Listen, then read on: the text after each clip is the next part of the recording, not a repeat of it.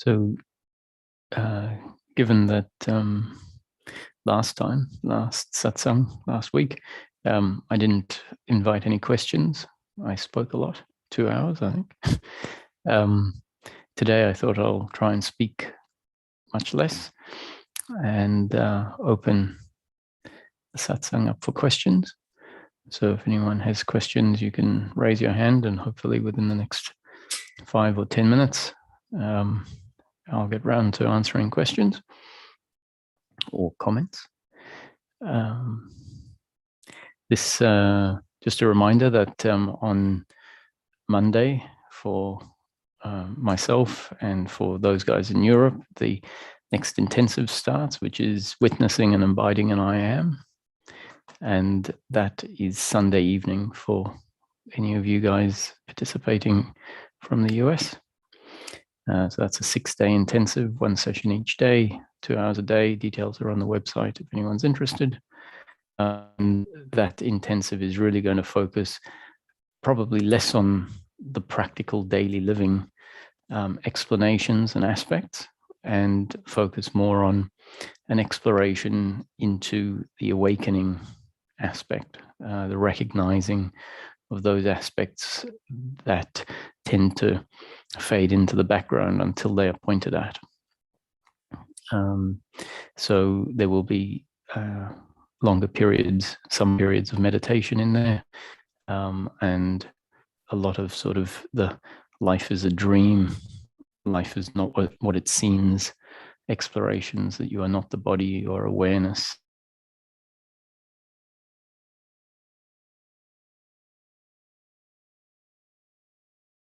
Understanding that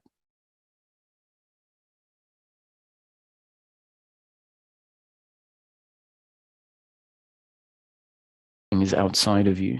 That shift is very significant and contributes to a capacity to witness without being involved.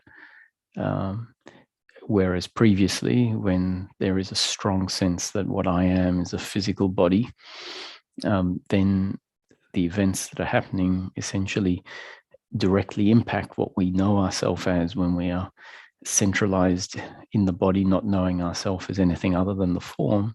Then all of the events are directly affecting what I know myself as. And so this taking it personally, this involvement, this attachment to things being a certain way tends to then be forced to happen.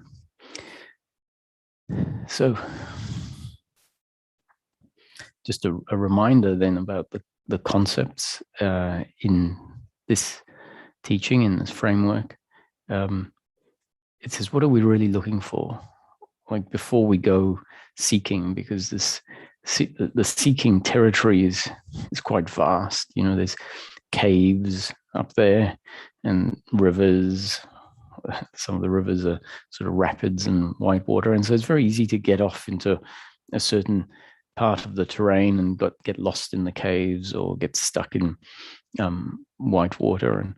And it's very helpful to have something to come back to. Like, what is it really all about?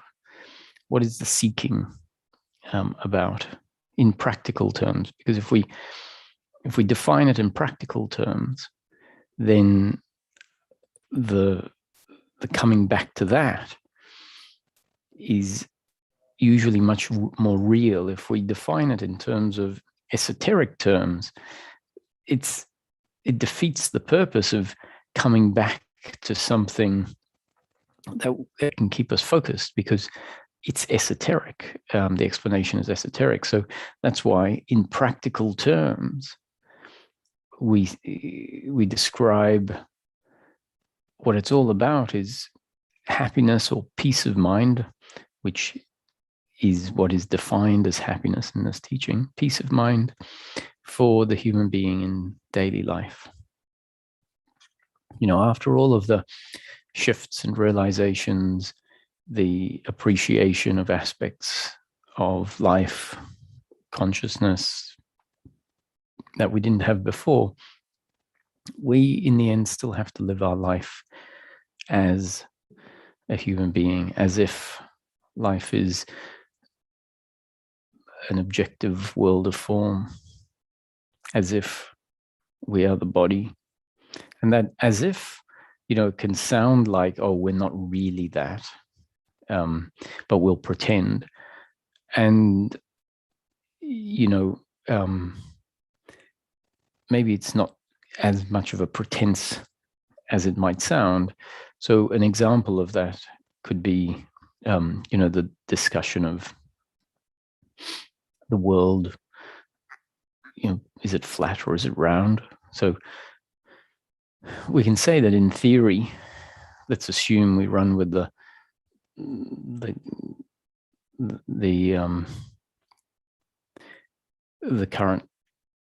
current scientific theory that the world is, a spherical sort of object in a universe, in a galaxy.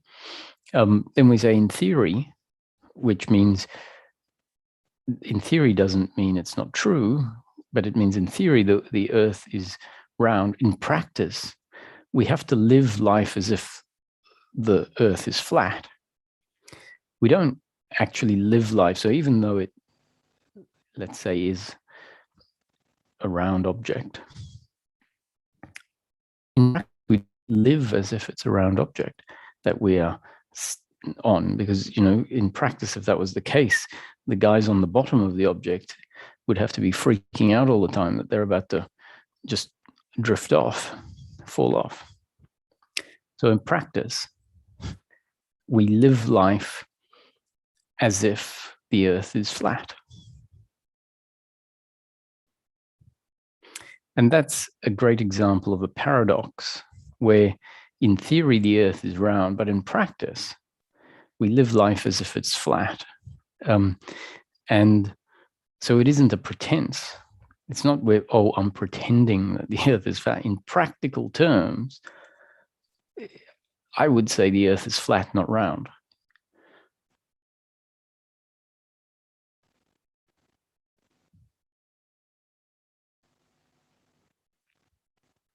And so after our realizations of, let's say, life not being as objectively real as we might have previously believed it to be, or at least where we realize we can't be as sure about some things as we might have been previously, we may see that some things were previously held that we now see as completely inaccurate. And after all of those changes, we still have to live as if we are a human being, which is not even to say we are not a human being. So this is why we have to keep it practical, or why it's good to keep it practical. And say, all the seeking is really about peace of mind and daily living. And the descriptions that are given are exactly that. They're descriptions. They're not prescriptions. It might be, the wording might sound like it is a prescription. Abide in I am. It sounds like I'm telling you to abide in I am, or telling you to investigate the psychological movements, psychological attitude towards circumstance. So it might sound like a set of prescriptions, a set of instructions, but actually it's always a set of descriptions of something that might happen, something that might take place. So if I were to say, whenever possible, abide in I am, abide in the sense that I am prior to I am this or that. So it sounds like a instruction, whenever possible, abide in I am. Whereas if you can hold on to this sort of rule that I'm putting forward, that whatever is said is always a description and not a prescription. So what it really means is that from time to time, abiding in I am might happen, and it will feel, and in practical terms, we might say, I am abiding in I am. it might feel like we have done it, but really in actuality, when we start seeing the dynamics of how things happen, we realize, oh, abiding in I am is happening. Abiding in I am wasn't happening. And then a thought arose that said, abide in I am. The thought was just a reminder. And if the thought, abide in I am, arises in a body-mind organism that has been changed by such hand into a state of beingness, then abiding in I am might happen. And so it's important, I described, if the thought abide in I am, which is just a reminder, a prompt, a reminder, happens within a body-mind organism that has been shaped by life, such that that shift into beingness out of thinking has opened up, the pathway has been cleared enough for that movement to happen spontaneously, then the abiding in I am might happen. And that shaping by life is something a bit like, water over a rock. The water and the rock have no intention of reacting with each other the way they do, but over time the water may smooth the rock such that it becomes rounded or a bit like a pebble. And that's just a consequence of that, the way things happen. And so the body-mind organism changing such that abiding in I am happens from time to time, that too is not anyone's doing, but something that happens. And it might feel like, oh no, I did it. I signed up for intensive witnessing and abiding in I am. And I listened, and then I was told certain things, and then I started practicing some of the explorations or some of the meditations. And another way of looking at it is, information arose, the reaction inside the body, mind, organism, when the information was received, was to either resonate with it or not resonate with it, to say, oh yes, I'll sign up for that, or I have no interest in that. And then a sequence of events happened, all of which we tend to say, oh, that's my doing. I logged into the computer, I filled out the form, I turned up on Monday morning or Monday afternoon. Whereas another way of us appreciating it, if we start to see that this body-mind organism functions as a result of it being a very complex biological instrument that finds itself in life and is designed and programmed to respond, to react to whatever is happening in life. So the body sees something, it hears something, it smells something, it tastes something, it touches something. And that is a stimulus that goes into the system. And then our thinking, our intellect, which is being shaped by life, shaped by the genetic structure and the up-to-date conditioning that we've had from a very, very young age, from the time we were born or even before we were born in our mother's womb. Our intellect is in that particular moment a certain way. And so then there are thoughts and there are emotions and feelings in relation to what is seen, smelt, tasted, touched, or felt. And those movements are not often appreciated as happenings, but rather are taken to be my doing. I did that. And if we look and we say, who did it? Who thought, oh, that was a good idea. That sounds like a good thing to sign up for. Then we find that the who is much more elusive than we might imagine, or we might think, or we might feel like there is a me. I did it, and who is this I, or who is this me? And when we really dig deep down, we see that all of the biological and psychological movements are a result of the body-mind organism, which is an effect, or is a product of the genes and up-to-date conditioning, two factors that we've never been in control of.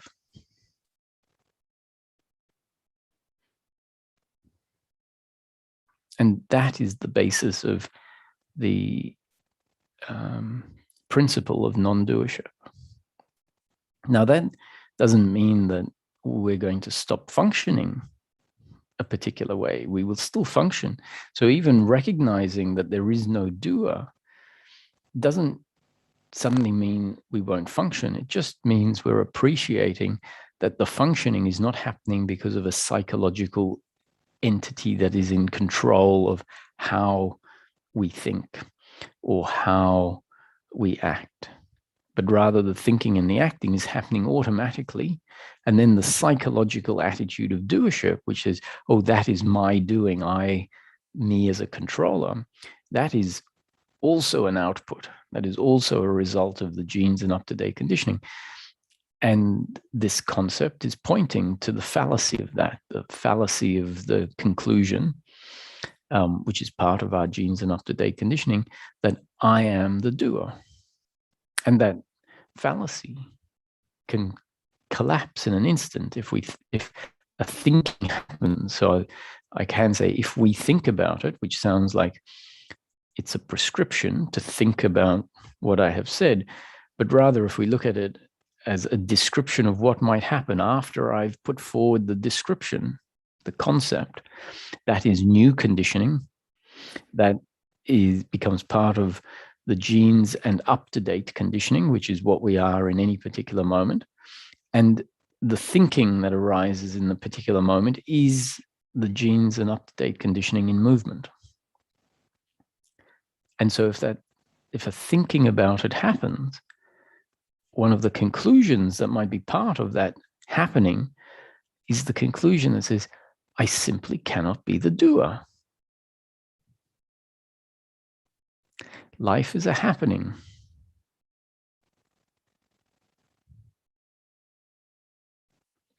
And, there's something you might say, why is this so important? Someone might say, oh, it's nonsense. This non-doership is nonsense.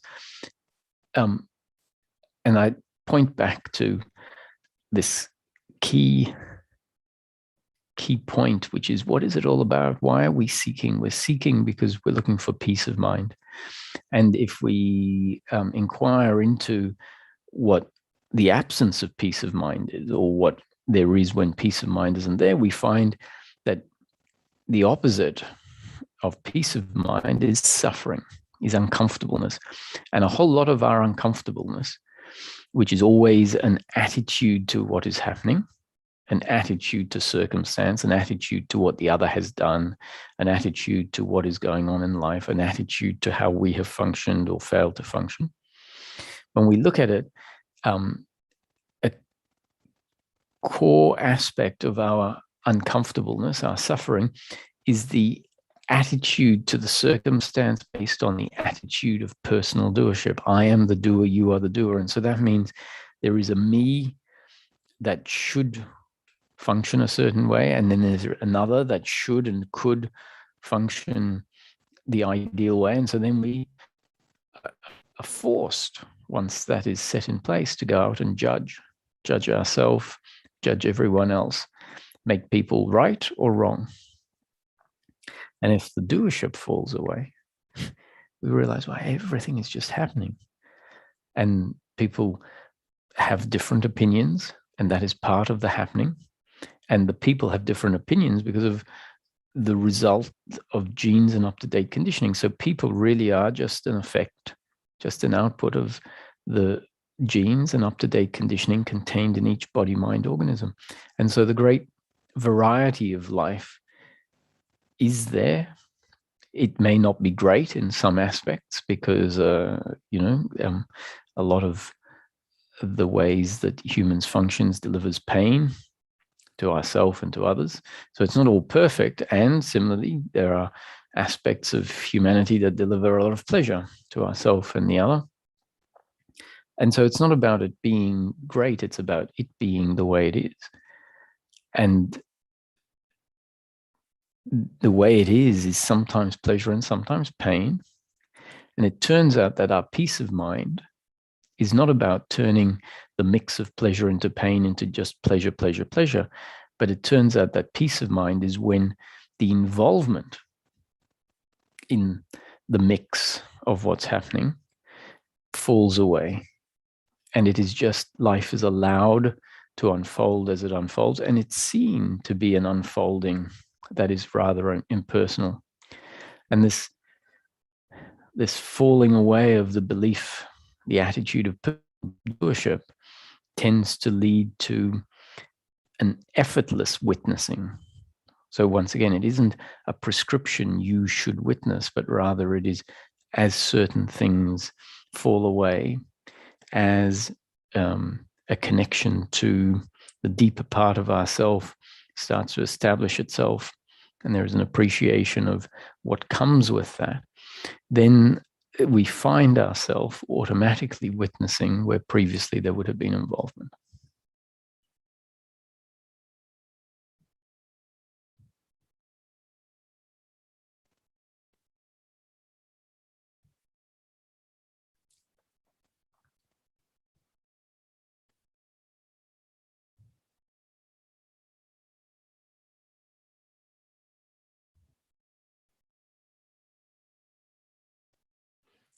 And these concepts need to be investigated for yourself based on your own practical daily living.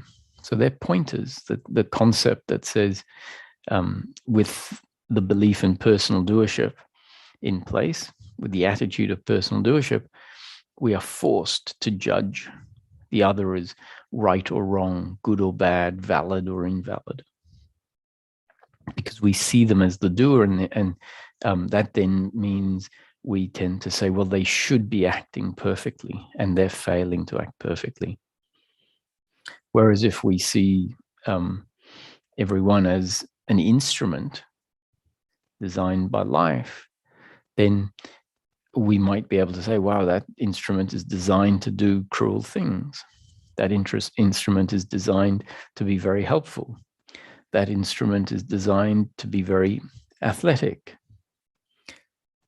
And it isn't about perfection, about diversity and how things are. So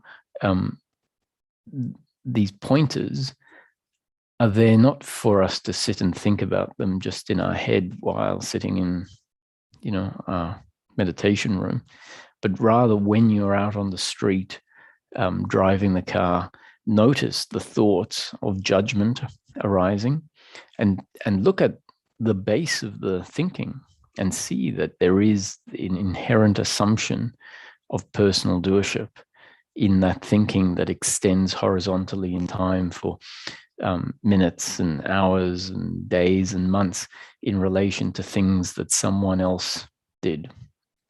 And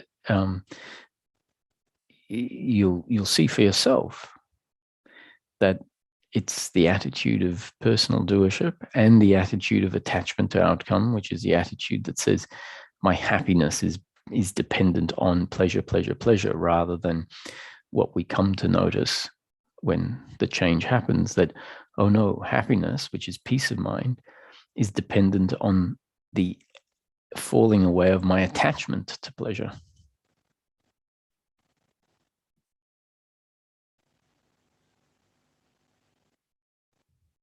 And that falling away of attachment to pleasure is something that happens automatically as there is more grounding into that formless aspect of yourself. You can't make that happen. You can't say, I'm going to be less attached to outcomes, and then try to be less attached to outcomes.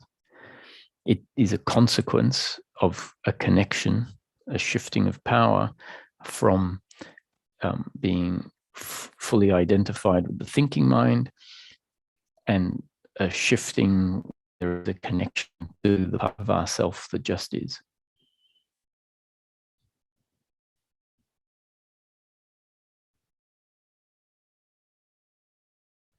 So if anyone has any questions, feel free to raise your hand and we'll get to you.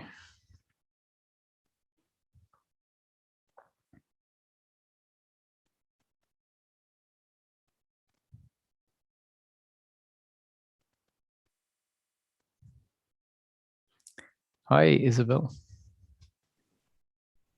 Hello, Roger.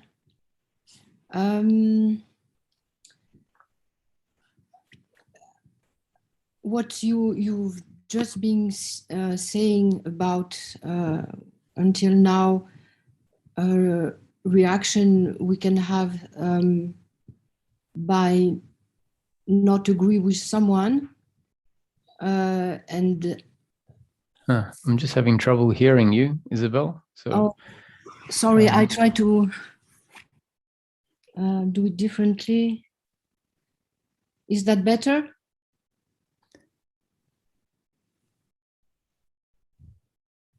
Okay, try again.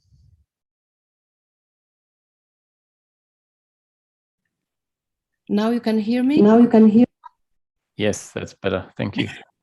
Okay, so I'll try to read shorter by an example of what you were saying until now. I had a sort of arguing with my sister about being vaccinated or not. Mm-hmm. So I had at first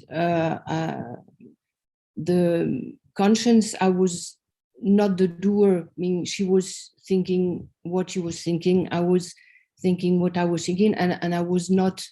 It's like that because of our genes and up to the conditioning. Mm-hmm. But still, at a certain time, I had a reaction, and probably I hurt her.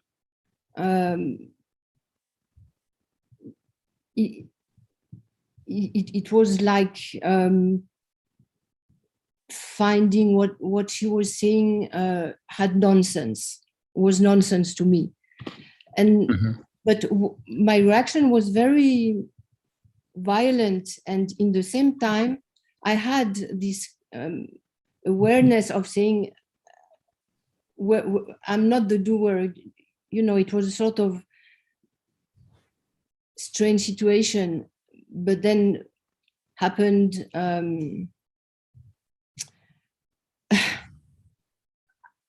I don't know if this reaction is a biological reaction, or because after she told me you want everybody to be vaccinated, and it was not my purpose at all. It was just maybe I was frightened or anxious about people around us and things like that. And my outcome was not to persuade anyone to do something. I don't know. You understand a little? Yes. Yeah. I mean,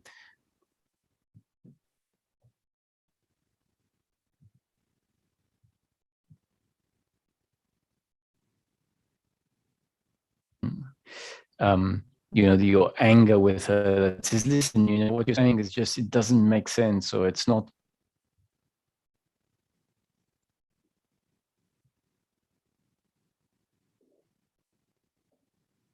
You say, is it a biological or a psychological? Now, Biological.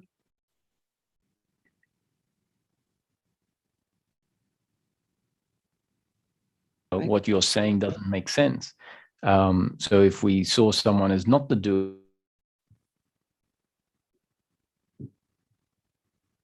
I can't hear you anymore. accurate. I think that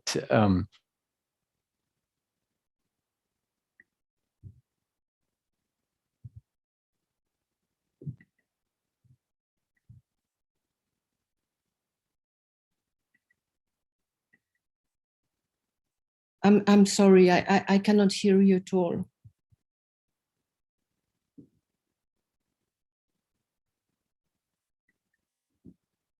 Not whether someone is doing it or not, not whether there is a doer or there isn't a doer. It is just you don't want water being put in the rubbish bin. And so you are getting angry at the fact that water is being put in the rubbish bin in the moment. It's a biological reaction, or it could be a biological reaction.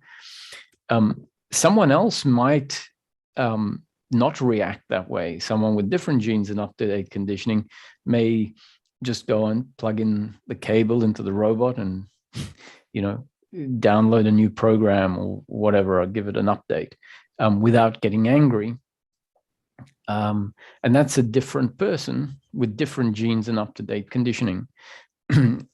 The way we can know for sure if it is a psychological reaction is not, it's eventually we can see in the moment the reaction that happens, which is sort of momentary. We will be able to see it, feel if that is psychological or biological. But at first we can start off by seeing if it's psychological, if it extends in time, you know, for 10 minutes, half an hour, 2 hours, and you can't let go of the fact that, you know, she has this view. And if that's the case, if it's extended horizontally in time, then it's a psychological reaction. If something comes in and says, you know, we have a difference of opinion, even given you have had this response in the moment, if something comes in and cuts off any involvement and there isn't any resentment or any hatred or any feel like I need to change their point of view, then you can say, well, even if that was a psychological reaction, now there is no psychological reaction. And that's what's important, because the past is finished. So now there is no involvement. And as our understanding goes deeper and deeper, our involvement will get cut off quicker and quicker and quicker. So you can now see, okay, we have different points of view. You might have been scared or afraid because you would rather be in what you consider a safer environment. And so you can understand, yes, that's why I had that response, because my genes and up-to-date conditioning include fear in that moment. So as long as there's understanding, which says, yes, it happened, and it happened because of factors outside of my control, the complex set of factors, then I think that's that's how the peace sets in. Thank you very much. I in fact, what I did after, I apologize if I hurt her, and yes, and then it was okay. Yeah, and that's also a very good sign, because, you know, the more personally we take things, the less capacity there is to apologize. So if you see your reaction was violent, even if it was, you say it's just a biological reaction or it's just a happening in life, that's great to have towards what happened, so that you don't keep blaming yourself and don't keep the situation going. But that doesn't mean that we shouldn't apologize. In fact, it's great to go and apologize, because then you can even fix, to some extent, the pain that was delivered by delivering some sort of antidote to that pain. Makes the other person feel better. Exactly, an antidote. Thank you very much, Roger. That was great peace. See you soon. Yeah, you're welcome. Yes, see you.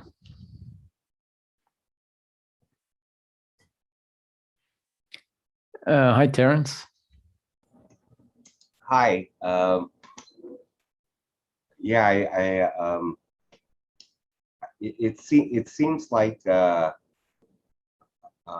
lot of the teaching on on the non-doership concept. I think it seems to hinge on your body learning that notion and not producing the visceral physiological reactions to thought. So it seems like when you believe you're the doer and you have thoughts accordingly, and then your body reacts accordingly by, you know, secreting stress hormones and whatever. And it seems like this whole path is the process of retraining your body not to react that way. And I was wondering if you could talk a little bit about like how to manage that process, if that's even possible, and how to. I worry that that the times when you spend time in meditation trying to decondition your body from reacting that way, but then you go about the rest of your day in your regular day-to-day living, retraining it back to the way you existed your entire life. And so how do you balance that, and how do you make sure that the direction you're heading is one towards liberation and not back towards your default mode of operating that you've been doing your whole life long, since the system is strongly pulled back to its prior conditioning? Well, I think the first realization we have to have is that it's really pointless having a meditation practice if that is seen as a slice of life, or where it's like a pie chart of your various activities, and meditation is one activity, and then work is another, and play is another, and health is another. So if we're isolating meditation and how to be simply in the meditation time, hopefully we realize, oh no, that's not what it's about. It's about developing a meditation practice that goes out into daily living. So that's a very important aspect. And the truth is that the way that we start off being designed is the doer will go into spirituality. And so the doer will say, I'm going to do meditation and I'm going to be very good at it.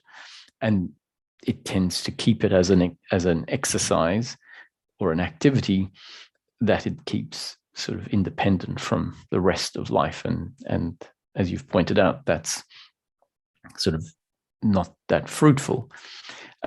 So really, our meditation practice has to go out into daily life. And how does that happen? I would change the wording a little bit as to what you prefaced, which is, it seems like it is about us retraining the body to, see life differently, and for the body to react differently, to rather life sort of grabs hold of the body-mind organism, the person, and puts it through its paces, puts it through a program. And that program is a program of retraining, a program of reconditioning, a program of deconditioning and reconditioning. And that program might feel on one side that I am putting myself through the program. But even the investigation, the thinking, the contemplating that might happen is really part of the program. It's only happening because life has put us onto the program. And so when we see that thinking happening, hopefully we can shift our attitude towards that from, oh, I am retraining my body, to life is retraining the body. Life is retraining the body-mind by putting me through destiny, putting me through my destiny, putting me through this sequence of events that follow each other. And for a lot of people listening to tonight's talk and other people who listen to other talks that are spiritual seekers, well, life has put you on the spiritual seeking journey, which is where a lot of the change happens. And for other people in life, they're not on the spiritual journey or the spiritual change journey, but rather on a different journey in life, which, I'm not trying to narrow spirituality down. Spirituality is life, but it's very clear to see that some people are their priorities and the way that life has shaped them is has got them focused on other things, and eventually, I guess, those other things, well, the other things that they're focused on are usually outcomes, and eventually, the fact that someone has spent a whole life seeking outcomes may well then, at some point, have them primed to start inquiring about different things. So how this happens is you can relax, right? Is my attitude. If you are destined to be interested in seeking, the seeking will happen. And it won't happen because you make it happen.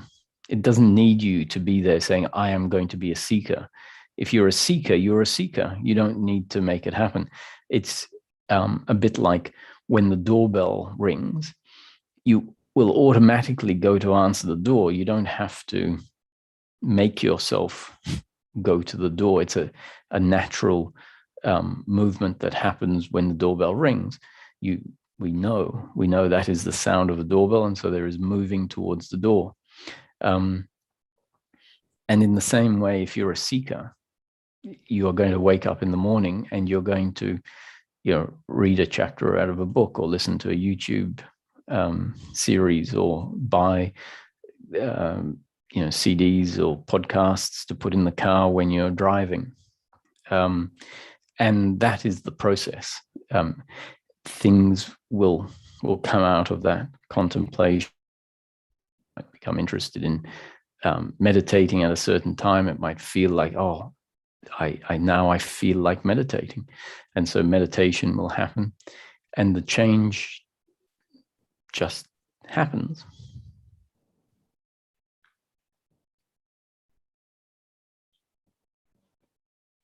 I see. So I guess it's a matter of just taking it out to, I guess, letting the attitude get absorbed into the system such that it's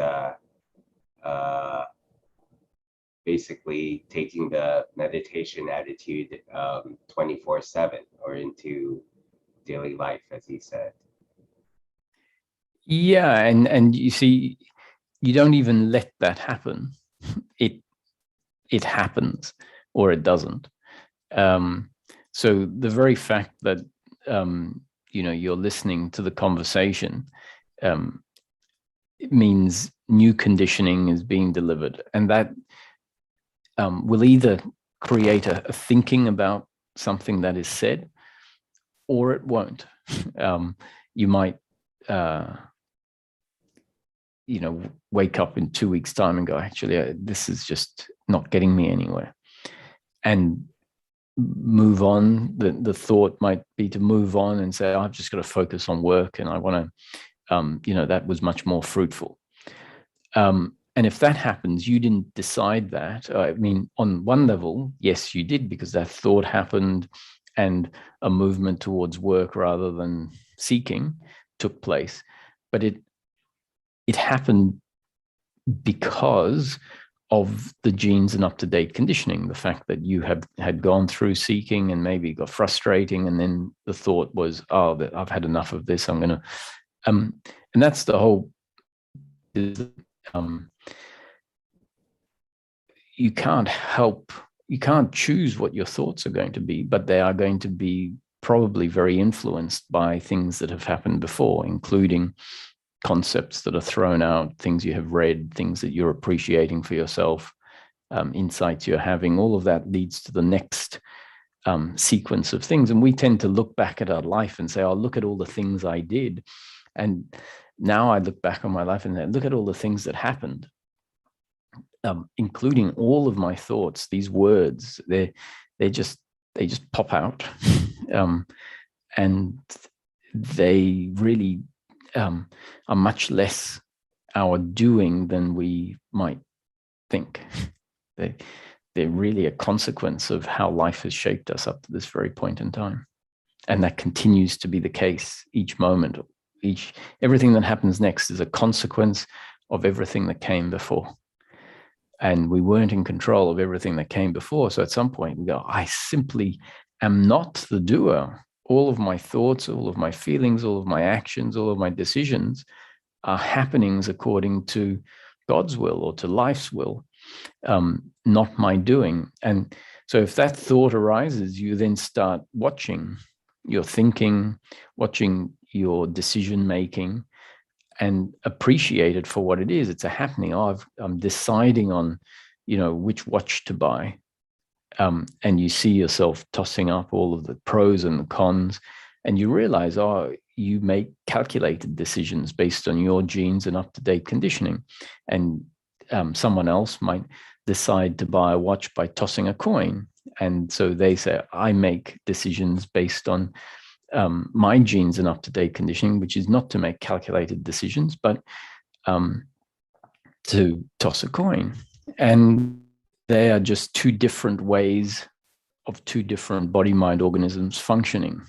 And if we don't appreciate that, if we don't recognize that, then we won't ever witness all of the happenings happen as happenings. And what we will instead be thinking is all of the happenings that are happening, we'll be saying, oh, look at what I'm doing, which is in a way reinforcing the belief in personal doership.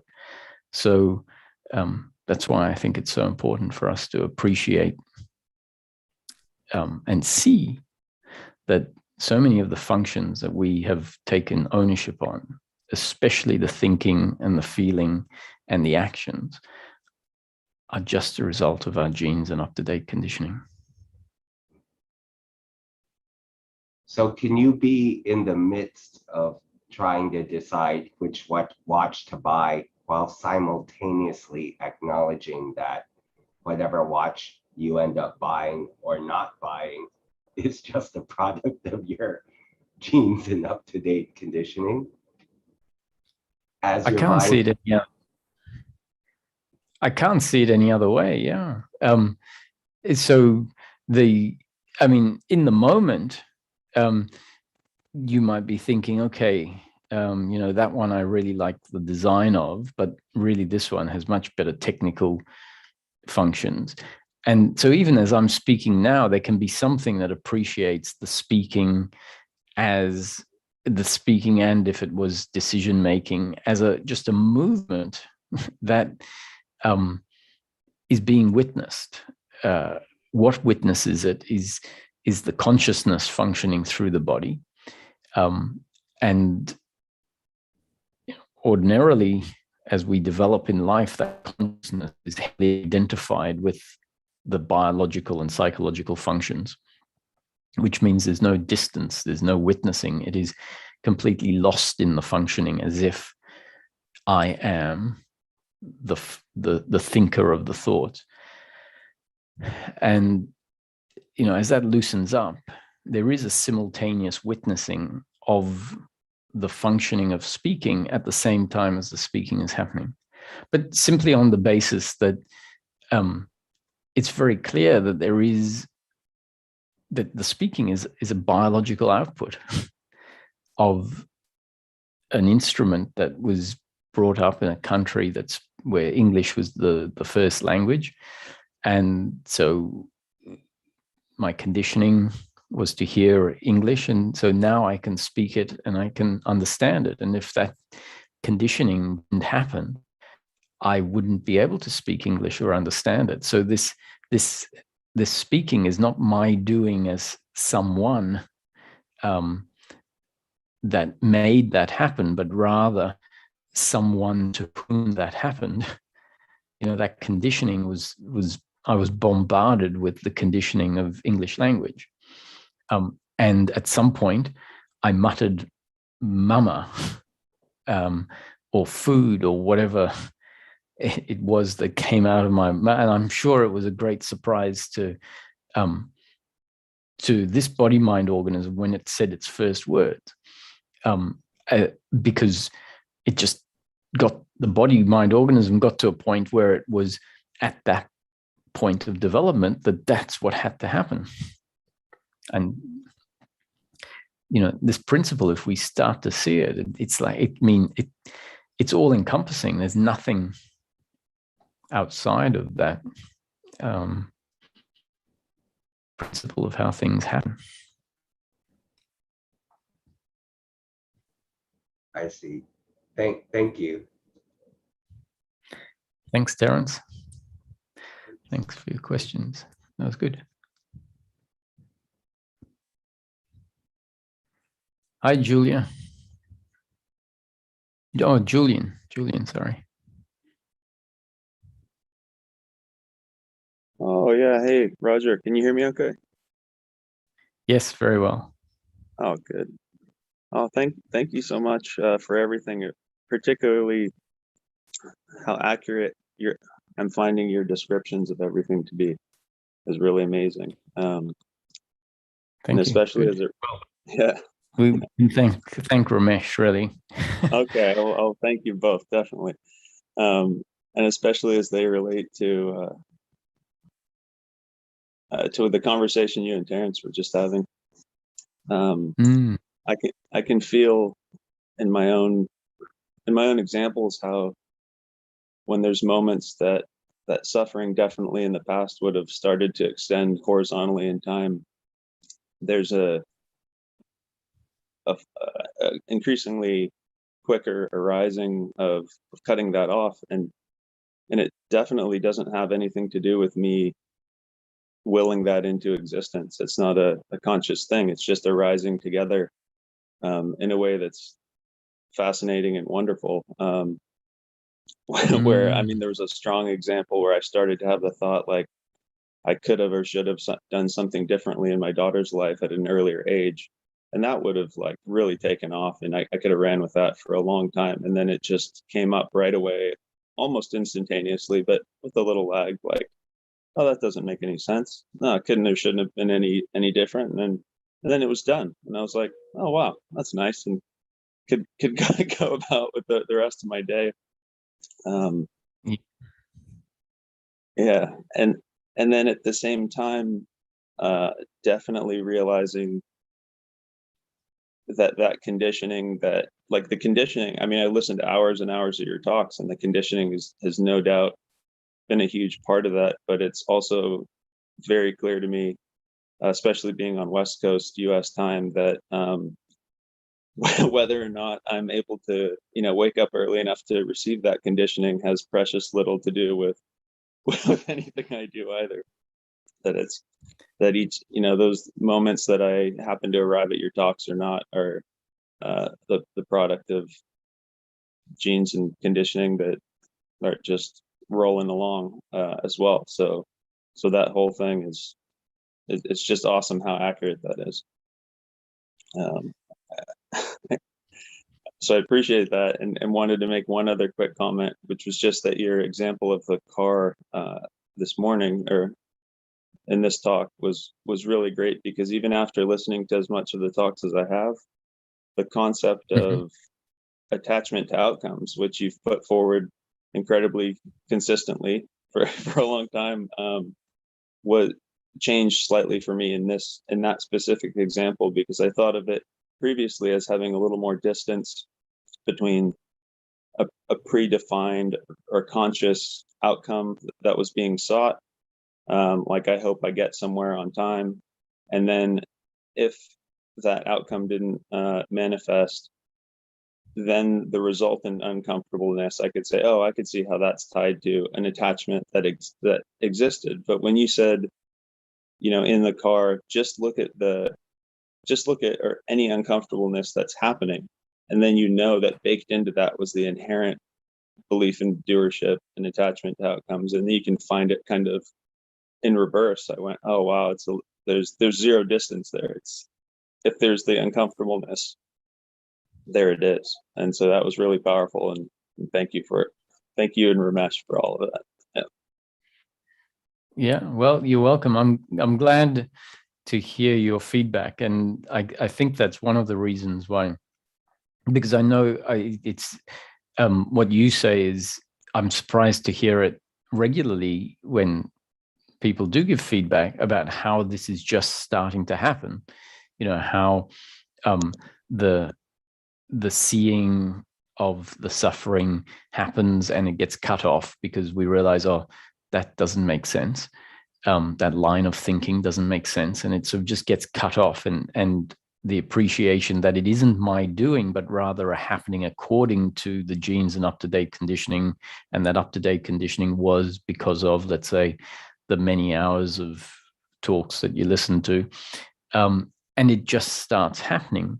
And that's the beauty of it, and that's why I think I keep just turning up each week, saying more or less the same thing. Sometimes, you know, when I was doing the talks every day, I was thinking, surely I have to say something different and expand on stuff and go into different areas. But really, at the end of the day, it's about delivering a consistent message, because that message does, if it's received, if it's our destiny to receive it, and not just as a concept, but as a concept that allows you to then see it for yourself in your own experience. It can't help but bring about change, and it doesn't require anyone to do the changing. It just requires the thinking to happen and stuff to happen, and that is the change. And so it's just, I know from my own experience that that's how it happens. And you and many others have said the same thing. So it gives me motivation to keep turning up saying the same thing. Yeah, wonderful. Thank you so much for doing it, and for being so consistent and accurate, because there's plenty of times where my mind's gone to like turn over a concept every direction and go, no, I don't, it can't be that way, or this doesn't make sense or something. And then I just go back to like the actual language you use, and inevitably that clears it all up, because it's very consistent, and I appreciate that. Thank you. Well, thank you for dropping in. Yeah.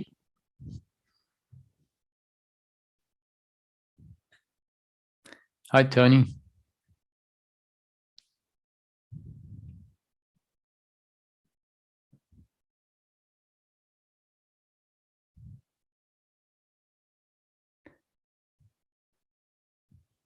We've lost Tony.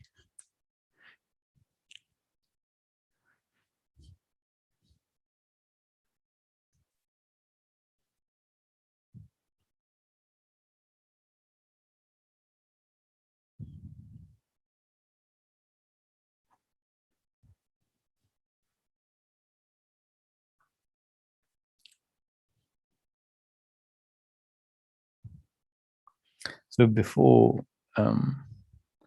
we bring the satsang to a close, I thought I'd just reiterate. Oh, there is, okay. Hi, Aparna.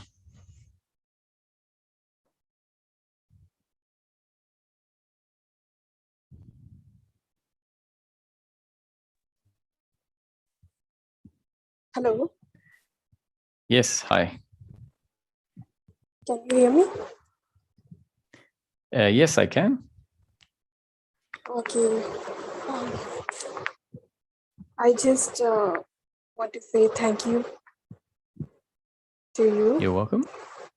Yeah, because I was following your retreats on internet, and also read Ramesh Balsekar books. And at the beginning, I don't understand what it is. But after my experience, and also living in daily life, and through the process of, I don't know if you want to call it awakening or whatever, it shows up clearly what it is for.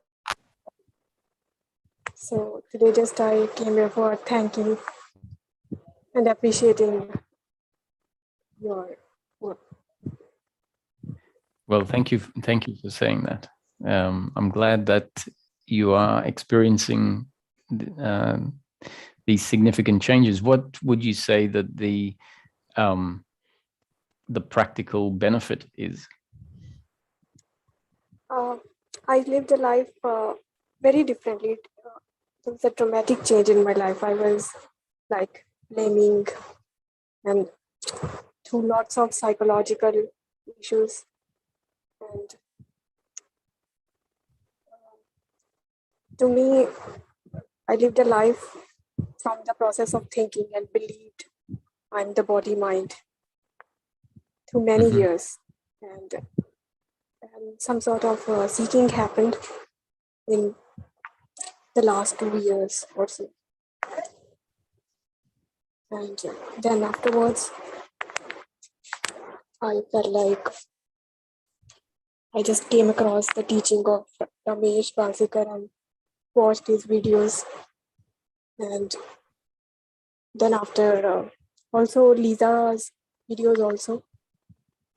And saw that, okay, I can witness. And I thought I am like, I don't know how to express it, but I thought I am witnessing, but after a while, I can see it's not me witnessing, it is happening. Yeah, and lots of psychological trauma, everything it just went away slowly. Then right. So you could say in practical terms, the benefit was the dissolution of the suffering or the reduction in suffering. Yes, a lot. Yeah. Which I would call more peace of mind, right? Yes, because I thought it's when whatever experience happened, it's the end game, and but it's not even the experience of awakening. It's the outcome of that living in daily life. Yeah, that's right. Yeah, the consequence. There is a consequence to that realization. Yeah, but it happens very slowly, and I'm really thankful to you and the whole. I'm just glad that I came across these books and everything at your retreats, and the way you explained everything. Well, so I'm glad your destiny was as it is. It sounds like things are moving in the right direction. And as if there is peace of mind, as far as I'm concerned, that's the best we can ask for. So thanks, Aparna, for dropping in. The connection is not great, so I won't keep asking for more feedback because it's a bit broken. But I appreciate what you had to say. Thank you. Hi, Sylvie. Hi, Roger. Thank you for all your talks over the last months. And I just wanted to give you also my how I have evolved with you along the last months. Just that it helped me to understand the process and to witness the process of how I can react and understand the doership and the attachment. And I say it and I understand it and so on. And the only thing is that I'm still, I'm angry. I'm angry at myself because sometimes it's not quick enough. I still get in some situation, except especially with some people, that are very close to me, where I see it, but too late. See what I mean? And I'm still. So I am angry because I'm angry not to them, I'm angry to the world to whatever, to God or to whatever you call it, to something that is making it happen. And I understand it psychologically in my, in my brain. I mean, the process, I understand everything. And I'm just mad, angry, because I cannot stop it. And I know that it's not my doing, but still I am angry. So I cannot get this, it's either angry or sad. So sometimes I'm just like, okay, it's better for me to go on, in a place where I am alone and just rest, because I just don't want to be in that situation anymore. Well, that's actually not a bad conclusion for some people who are designed to have, let's say, low tolerances to certain things. That if you see that and you see that it causes pain to others, and then when that response causes pain to others, it causes pain to yourself, and you're being objective about it rather than being idealistic, and you just see this is the way it is, then it makes sense to say, I'm not designed to interact with a lot of people, for example, because I tend to be intolerant with things not working out the way I like them in certain circumstances. This is not talking about necessarily attachment to outcome. It's talking about a biological intolerance in the moment. And so if you can see that that is the way that you are, what you're describing about saying, I'm just going to move away from people, a practical analysis and coming up with a practical solution to the problem, because it's not so much dealing with attachment to outcome. That's not what you're trying to address here. You're trying to address the biological response. So it's a bit like, if you are allergic to cats, and you see there is an allergic reaction, which is a biological reaction to cats, one of the conclusions you might say is, I can't have a cat, right? Or I have to move away from cats. And this irritation or snappiness, it can be a biological response. Just look at it like an allergic reaction to cats. It's kind of also an allergic reaction on my body, because I have some allergic reaction, which actually get better when I'm isolated. And the other thing is that I'm just going on. I mean, I don't know about the concept of false core, false self. So the false core, I don't know, and I'm just hitting on that, and it's like that. Like something in me doesn't let it go. I mean, it's like I'm still there, and I know it's kind of, I know it. I know it with my body, with the cell of my body. You see what I mean? And it's just stuck, and I'm just like I don't know what to do with it, and I know I can't do anything, but I just I wanted to like go with the water. I don't know. Yeah. Well, the false self is the self that says, I don't want to be like this. How do I change this? How do I make it better? Necessarily in the way you're asking here. It can be here, depends how careful we are. It can be, how do I change this because I don't want it? Or it can be, say something about it, and we'll see if what you say becomes part of the change. So hopefully it's that second attitude, which is, let's see if you say something that becomes part of the up-to-date conditioning that brings about change. And so what I would say is that the false self is the doership and attachment to outcome self. So there is a primary involvement that will happen. And then there are secondary and tertiary involvements, which is involvement in the involvement. So you might get angry, which might just be a biological reaction of pain. So if there is anger arises in the moment, that might not be the primary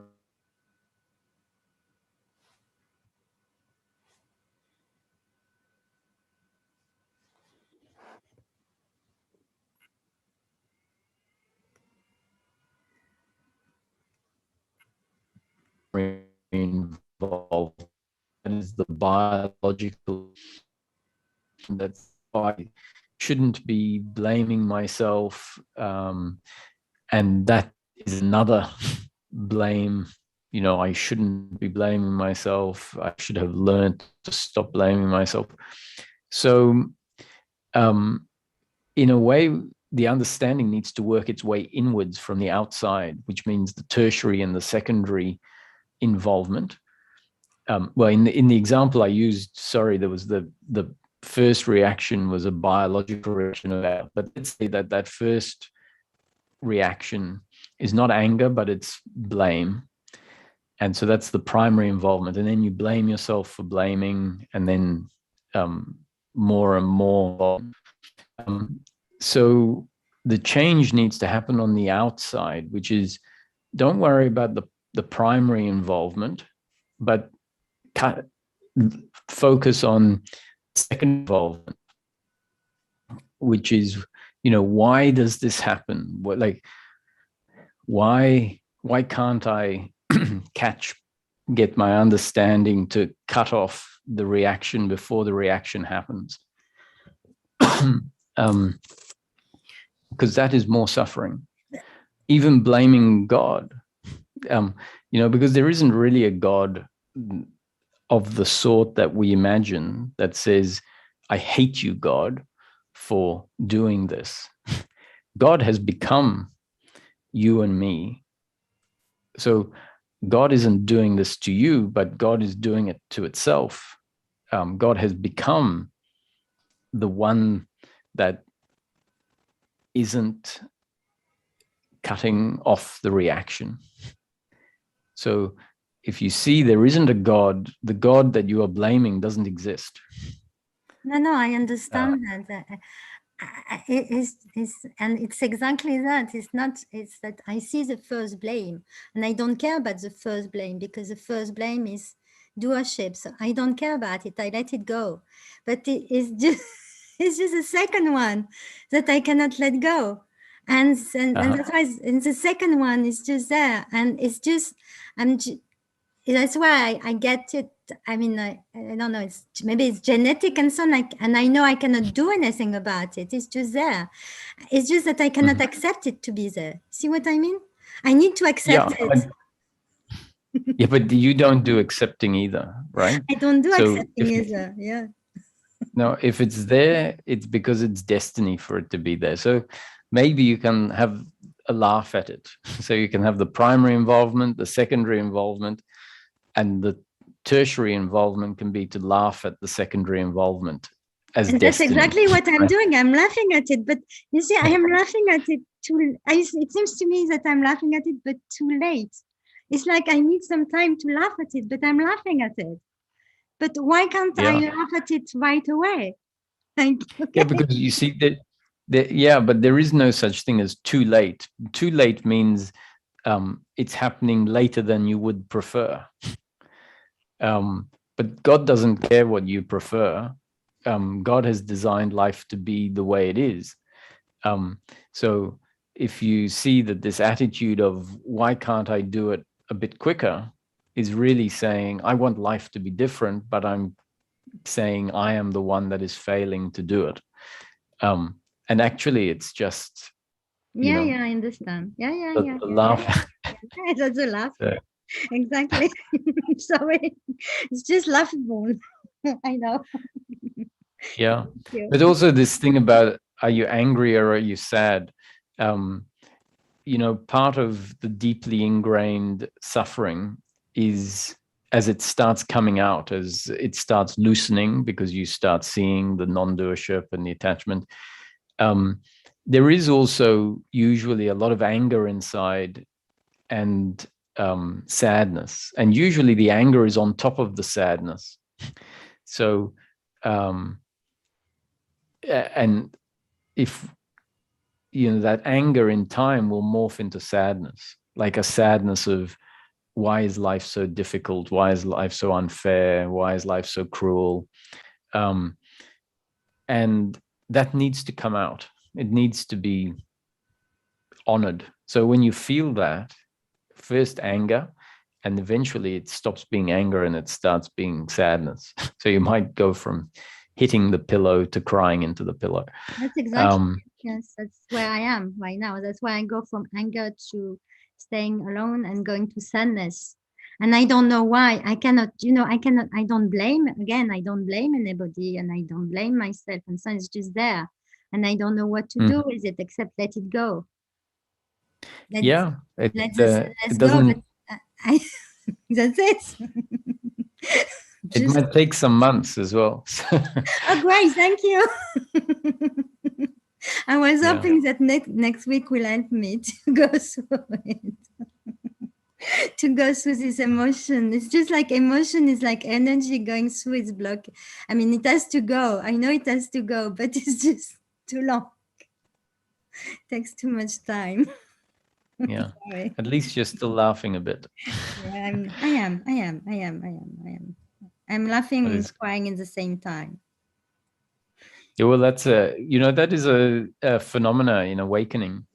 In the awakening moment, there is often first great sadness. That's part of what the awakening usually is where we surrender because the sadness is so strong.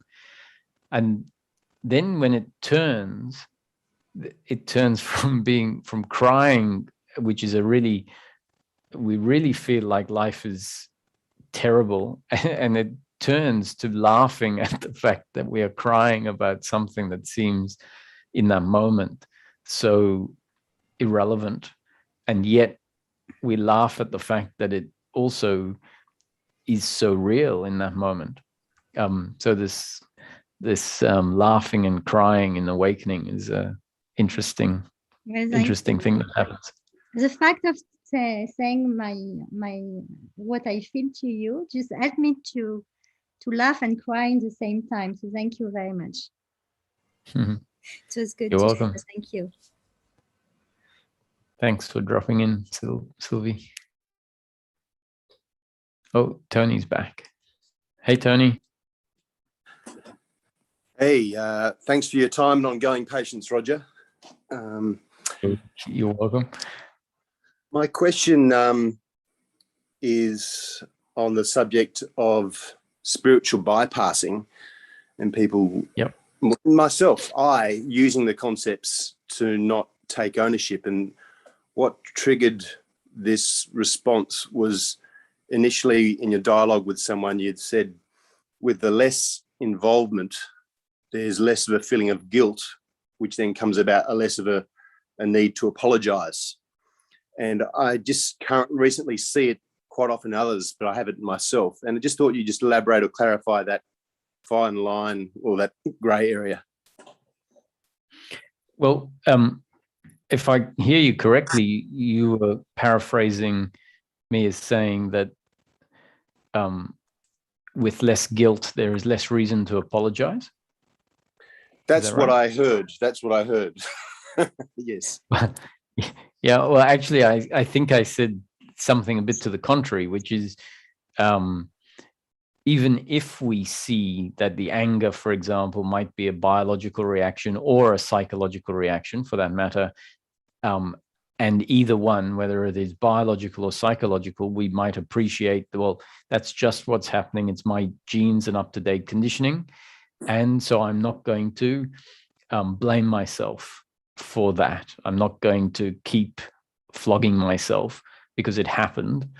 But it happened according to my genes and up-to-date conditioning. And then I suggested, and yet, if we appreciate that what happened was painful to the other, even if we see that it wasn't doing, then in the next moment, there may still be the urge to apologize to them, because at least the apologizing is, in a way, an antidote to the pain that was delivered.